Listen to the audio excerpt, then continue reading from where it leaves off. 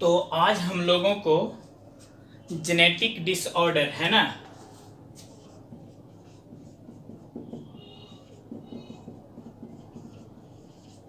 आनुवांशिक विकार या बीमारी है, उसका दूसरा उदाहरण वर्णांगता कलर ब्लाइंडनेस के बारे में पढ़ेंगे, है ना।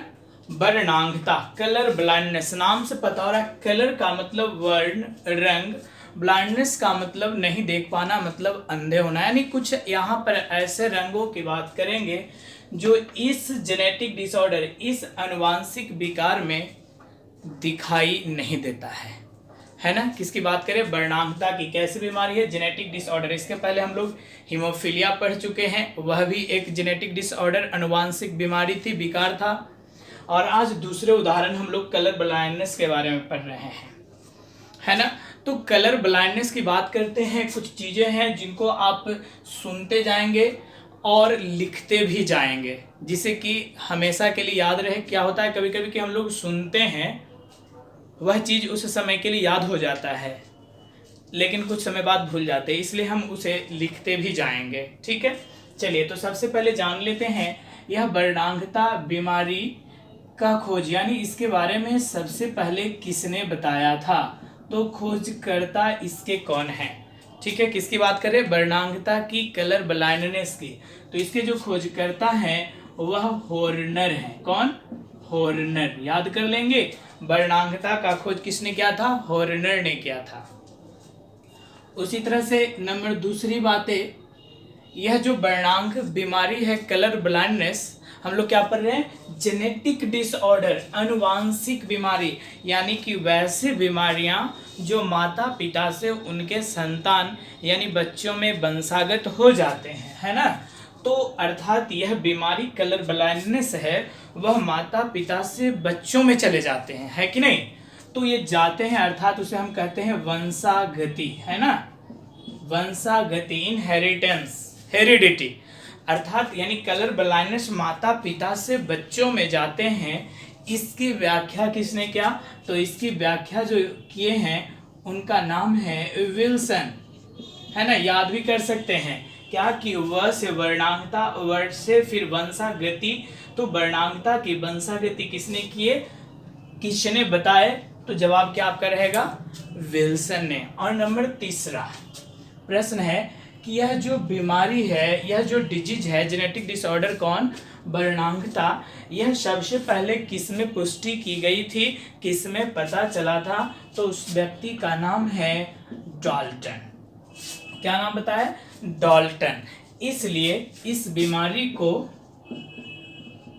डाल्टनिज्म भी कहा जाता है, डाल्टनिज्म भी कहा जाता है। चलिए रिपीट करें, वर्णांग कैसी बीमारी है? वर्णांगता कलर ब्लाइंडनेस, शॉर्ट फॉर्म में सीबी बोल सकते हैं, कि जेनेटिक डिसऑर्डर है, आनुवांशिक बीमारी है, अर्थात यह माता पिता से वंशागत होकर उनके संतानों में चले जाते हैं। इसका खोज किसने किया, यानी इसके बारे में सबसे पहले किसने बताया? हॉर्नर ने। दूसरा क्वेश्चन कि यह बीमारी जेनेटिक डिसऑर्डर है, इसकी व्याख्या सबसे पहले किसने की है? वंशागति की व्याख्या किसने की? तो विल्सन ने। और नंबर तीसरा क्वेश्चन है कि यह बीमारी सबसे पहले किसमें देखा गया था? तो उसका नाम है डाल्टन, इसलिए इस बीमारी को क्या कहते हैं? डाल्टनिज्म भी कहते हैं। जिस तरह से हीमोफीलिया में सीखे थे, उस बीमारी का सिम्टम्स था कि रक्त जो होता है नियंत्रित रूप से लगातार जो होता है वह स्रावित होते रहता है, इसलिए उसे ब्लीडर्स कहते हैं। आज यहाँ क्या बोल रहे हैं कि यह बीमारी कौन? कलर ब्लाइंडनेस सबसे पहले डाल्टन को हुआ, इसलिए इसे क्या बोल रहे हैं? डाल्टनिज्म भी कहते हैं, ठीक है। तो चलिए इनके लक्षण जानते हैं, सिम्टम्स, कि इस बीमारी का लक्षण क्या है। तो लक्षण ही तो आपको याद रखना है ना। वर्णांगता, घात हुआ है किसका? वर्ण का। किस बीमारी की बात करें? वर्णांगता की। तो इसका लक्षण है, प्रमुख लक्षण, कि व्यक्ति जो होता है, ग्रसित व्यक्ति जो होता है, लाल और हरा वर्ण, है ना, लाल और हरे रंगों में अंतर नहीं कर पाता है। किस बीमारी में? वर्णांगता में। आपसे ये तो कंपटीशन में भी बहुत बार आते हैं, क्वेश्चन आता है क्या कि वर्णांग व्यक्ति किन रंगों को पहचान करने में, अंतर करने में, विभेद करने में असमर्थ होते हैं। तो आपका जवाब क्या होगा? लाल और हरा।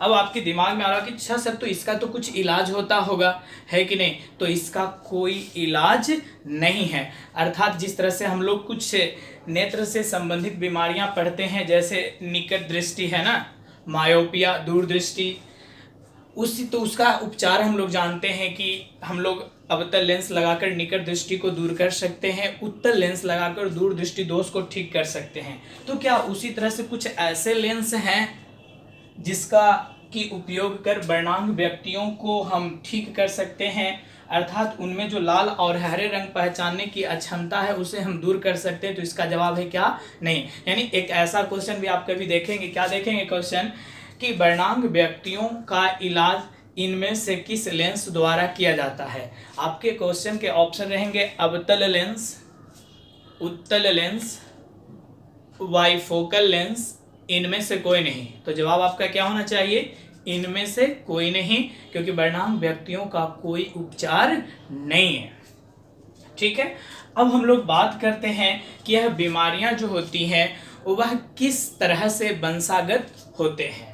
तो ध्यान दीजिएगा, जिस तरह से हीमोफीलिया, ध्यान रहे, हीमोफीलिया का जो प्रथम वीडियो है उसी को बस यहाँ बार बार कलर ब्लाइंडनेस शब्द से बताया जाएगा। ठीक है, तो चलिए वहाँ जाने थे। और यहाँ भी कि ये जो बीमारी है, वर्णांग है, जो जेनेटिक डिसऑर्डर है, इसका जो जीन होता है वह एक्स लिंग क्रोमोसोम के ऊपर, सेक्स लिंग क्रोमोसोम कौन, एक्स के ऊपर, एक्स लिंग के ऊपर, है ना, स्थित होता है। अब आपको पता है पुरुष में, मेल की बात करें तो कितने एक्स लिंक क्रोमोसोम होते हैं? एक होते हैं, है ना। यानी कैसे आप लोग लिखते हैं? 44 प्लस XY। यह तो नॉर्मल मैन है ना, साधारण पुरुष है। इसमें कितने एक्स लिंक क्रोमोसोम? एक है। तो इसके ऊपर अगर C यानी C फॉर कलर और B फॉर ब्लाइंडनेस, CB यानी कि इस X के ऊपर अगर कलर ब्लाइंडनेस का जीन आता है तो इस पुरुष को वर्णांग पुरुष, कलर ब्लाइंडनेस मेल कहा जाता है। और ऐसे पुरुष यानी 44 प्लस XY, X के ऊपर CB हो तो ऐसे पुरुष लाल और हरे रंग में अंतर कर पाते नहीं हैं, है ना। नंबर दूसरी चीज, अब 44 प्लस XX ये तो नॉर्मल फीमेल है, साधारण स्त्री ऐसी होती है, लेकिन इनमें कितने लिंक क्रोमोसोम हैं? 2 है, एक्स लिंक क्रोमोसोम। इसमें किसी एक के ऊपर अगर कलर ब्लाइंडनेस का जीन अवस्थित होता है तो आप पढ़ चुके हैं कि ऐसी स्त्रियां वाहक होती है, और वाहक स्त्री में बीमारी के सिम्टम्स, लक्षण नहीं आते हैं, परंतु इस एक्स को यह अपने अगले पीढ़ी में ले जाती है, इसलिए इसे हम क्या कहते हैं? वाहक। इसी को आप दूसरी ढंग से लिख लीजिए, 44 प्लस XX। और इस तरफ से भी फिर भी देखिए, स्त्री में 2 एक्स लिंक क्रोमोसोम है, और जब कोई एक प्रभावित होता है तो उसे हम वाहक कहते हैं, स्त्री को क्या कहते हैं? कैरियर कहते हैं। और ऐसी स्त्री में क्या कलर ब्लाइंडनेस के लक्षण नहीं आएंगे, अर्थात यह स्त्री लाल और हरे रंग में अंतर कर पाएंगी, परंतु यह अपने इस प्रभावित एक्स को अपने संतानों में लेकर जाएंगी, जिससे कि इनके संतान में, है ना, कलर ब्लाइंडनेस के लक्षण आएंगे। चलिए इन चीज़ों को रिपीट करें ध्यान से।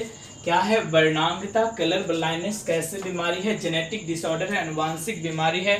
मतलब यह बीमारी, है ना, माता पिता से उनके संतानों में वंशागत हो जाते हैं, जिसके बारे में सबसे पहले किसने बताया? अर्थात इसके खोजकर्ता कौन है? हॉर्नर। यह वंशागति की बात कर रहे हैं ना, कि माता पिता से संतानों में वंशागत होते हैं।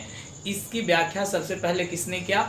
विल्सन ने किया। यह बीमारी सबसे पहले किस व्यक्ति में पुष्टि हुआ है? तो डाल्टन में हुआ है, इसलिए इस बीमारी को क्या कहते हैं? डाल्टनिज्म भी कहते हैं, है ना। इस बीमारी का लक्षण क्या है? तो लक्षण है कि इस रोग से ग्रसित व्यक्ति में लाल और हरे रंगों में विभेद करने की, अंतर करने की क्षमता समाप्त हो जाती है, नष्ट होती है ना। अर्थात ऐसे व्यक्ति ना कोई चालक मतलब ड्राइवर है कि नहीं, या फिर पेंटर नहीं बन पाएगा। कैसे व्यक्ति? जो वर्णांग होंगे, क्योंकि वह लाल और हरे वर्णों में, लाल और हरे रंगों में अंतर नहीं कर पाएंगे।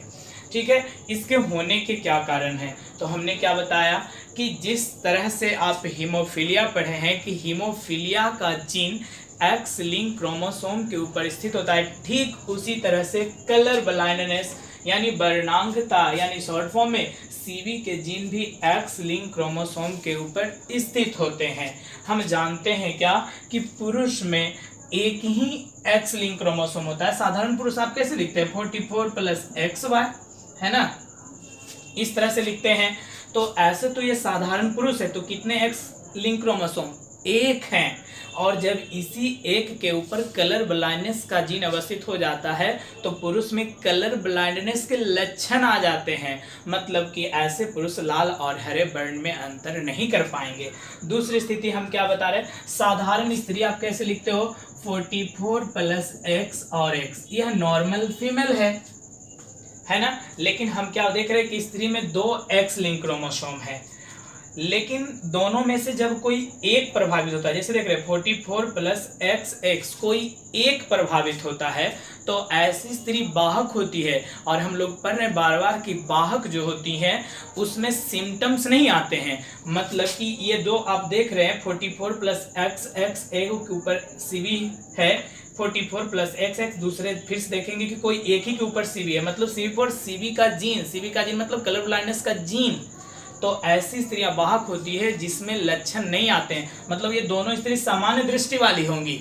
सामान्य दृष्टि का मतलब यह लाल और हरे रंग में बिल्कुल अंतर कर पाएंगी, लेकिन यह एक्स को अपने संतानों में ले जाएंगी और वैसे संतान जो होंगे क्या हो जाएंगे? वर्णांग हो सकते हैं, जिनमें यह एक्स जीन जाएगा। तो अर्थात स्त्री जो होगी वह कैसे ग्रसित होगी? तो सेम उसी तरह से जब दोनों एक्स प्रभावित होगा, यानी 44 प्लस XX CV, और ऐसी स्त्री को हम क्या बोलेंगे?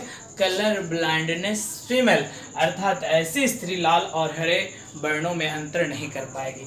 हम लोग अगर प्रतिशत की बात करें कि यह बीमारी मेल में ज़्यादा होते हैं या फीमेल में ज़्यादा होते हैं, तो निसंकोच आप कह सकते हैं कि स्त्री में जब दोनों प्रभावित होता है तो ही यह बीमारियां होती है। अर्थात आप बोले कि ज्यादा होने की संभावना किसमें? नर में कि मादा में, मेल या फीमेल में? तो जवाब क्या देंगे? नर में। कितना प्रतिशत?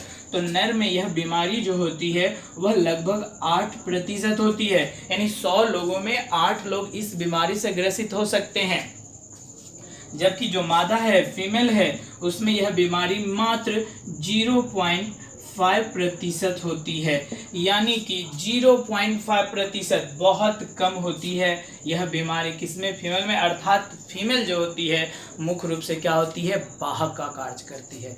अब आप इसको लिखना चाहे तो कैसे लिखेंगे कि वर्णांग एक अनुवांशिक बीमारी है जिसका खोज हॉर्नर ने किया था तथा इसकी वंशागति की व्याख्या विल्सन के द्वारा किया गया, और इस रोग की पुष्टि सर्वप्रथम विल्सन नामक व्यक्ति में किया गया था। इस रोग की पुष्टि सर्वप्रथम डाल्टन नामक व्यक्ति में किया गया था, इसलिए इसे हम डाल्टनिज्म भी कहते हैं। डाल्टन रोग भी कहीं कहीं पर लिखा रहेगा डाल्टन रोग, मतलब डाल्टन को हुआ था इसलिए इसे क्या करें? डाल्टन रोग कह रहे हैं।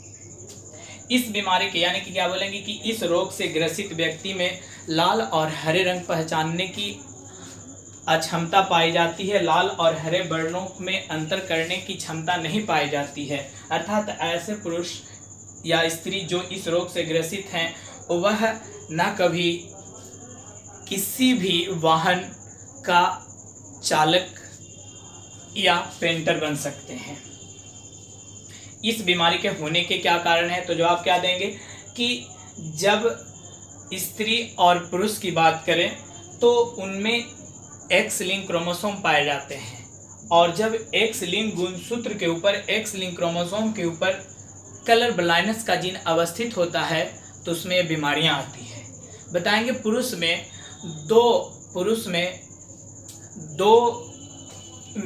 दो लिंक क्रोमोसोम में एक एक्स और दूसरा वाई होता है, जिसमें एक्स के ऊपर कलर ब्लाइंडनेस का जीन जब अवस्थित हो तो ऐसे पुरुष को हम वर्णांग पुरुष कहेंगे, और ऐसे पुरुष लाल और हरे रंगों में अंतर नहीं कर पाएंगे।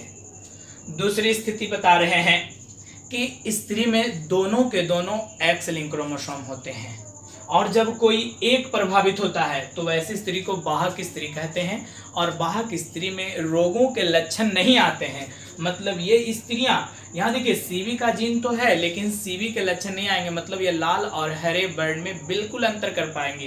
तो स्त्री कब प्रभावित होंगी, तो स्त्री में जब दोनों एक्स लिंक क्रोमोसोम प्रभावित होंगे तभी उनमें रोगों के लक्षण आते हैं। बात करें प्रतिशत की तो सबसे अधिक पुरुषों में कितना, 8% पुरुष इससे ग्रसित होते हैं, जबकि स्त्री मात्र 0.5%। अब आप इसको देखिए, जिस तरह से पिछली बार हीमोफीलिया करके पढ़े थे, आज क्या पढ़ना, वर्णांगता कलर ब्लाइंडनेस करके। क्या 44 + XY नॉर्मल में उस समय भी याद था, 44 + XY एक के ऊपर वहाँ H होता था तो उसको पढ़ते थे हीमोफिलिक मेल, लेकिन यहाँ क्या 44 + XY X के ऊपर CB तो कलर ब्लाइंडनेस मेल, वर्णांग पुरुष। फिर 44 + XX नॉर्मल फीमेल पहले से याद है, 44 + XX एक के ऊपर CB, 44 + XX एक के ऊपर CB है ना, इन दोनों को क्या पढ़ते हैं, कैरियर फीमेल वाहक स्त्री, लेकिन किसकी वाहक, तो यहाँ पर पढ़ना है कलर ब्लाइंडनेस की वाहक। नेक्स्ट 44 + XX और दोनों के ऊपर CB तो इसको पढ़ते हैं वर्णांग स्त्री, कलर ब्लाइंडनेस फीमेल। अब आपको उस चीजों को आप फिर से बता रहे, इन चीजों को देख करके ये प्रश्न बनाने हैं। क्या क्वेश्चन है, एक साधारण पुरुष का विवाह वर्णांगता के वाहक स्त्री यानी कि कैरियर फीमेल से होती है तो इनके सभी संतानों में वर्णांगता की वंशागति अर्थात माता पिता जब ऐसे हो तो इनके बच्चे किस तरह के होंगे। चलिए जल्दी से देखते हैं। एक साधारण पुरुष क्या मतलब, साधारण पुरुष 44 + XY। नेक्स्ट, पुरुष का विवाह स्त्रियां का विवाह वर्णांगता के वाहक स्त्री यानी कि क्रॉस वाहक मतलब कैरियर फीमेल दोनों में से कोई भी 44 + XX किसी भी के ऊपर हम CB लिखेंगे। अब इसके बाद आपको समझ में आ रहा है, अगर समझ में आ गया कि इसके बाद क्या करना है तो आप वीडियो पॉज करके कॉपी में बना लेंगे और फिर अपना आंसर ले आने के बाद फिर उसे स्टार्ट करके देखेंगे क्या आप सही बनाए हो है कि नहीं।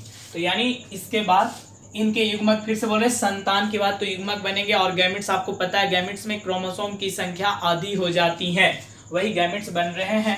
तो 22 + X, तो इसमें 22 आ गया तो बच गया 22X लिख चुके तो Y। नेक्स्ट इधर आ जाइए, फिर से 22 + X, X जब लिखेंगे तो साथ में कौन आएगा, CB। Next 22 + X।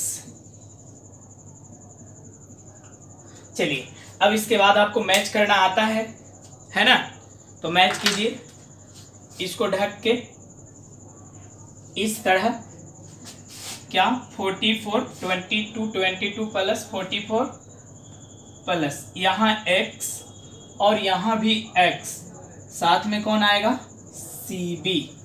नेक्स्ट अब आप क्या करेंगे, इसको तो अभी ढक के रखना है ना, यहाँ से इसको मिलाना है। तो 22 22 44 + X और X है ना, इसमें भी X और इसमें भी X। अब यहाँ इसको ऐसे मिलाइए 22 22 44 + X और Y, X के ऊपर क्या, CB। समझ में आ रहा है ना, इसी तरह से आगे मिलाना है, फिर यहाँ ये इस तरह से, तो 44 + X और Y है ना। नाम बताने हैं, नाम बताइए। 44 + X X एक के ऊपर CB, 44 + X X एक के ऊपर CB, तो इसे क्या पढ़ेंगे, carrier, carrier female. Next 44 + X X, 44 + X X normal female.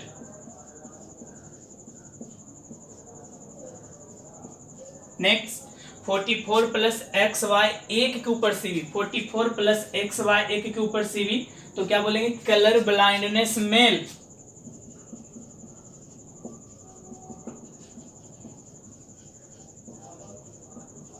Next 44 plus X Y मतलब नॉर्मल मैन।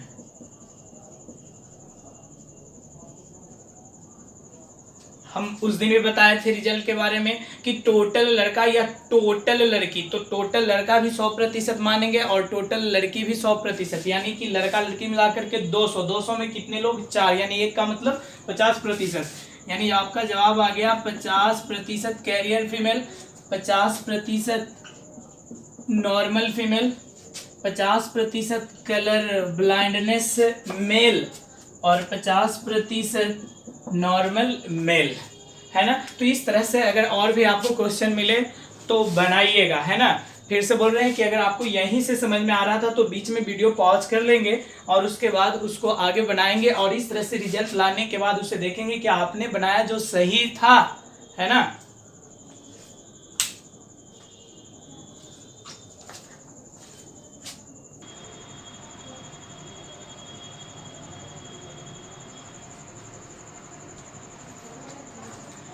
है ना। अगर वह समझ गए थे तो आपको अब इस प्रश्न का उत्तर बताना है। क्वेश्चन क्या है, एक वर्णांग पुरुष का विवाह साधारण स्त्री से होती है ना।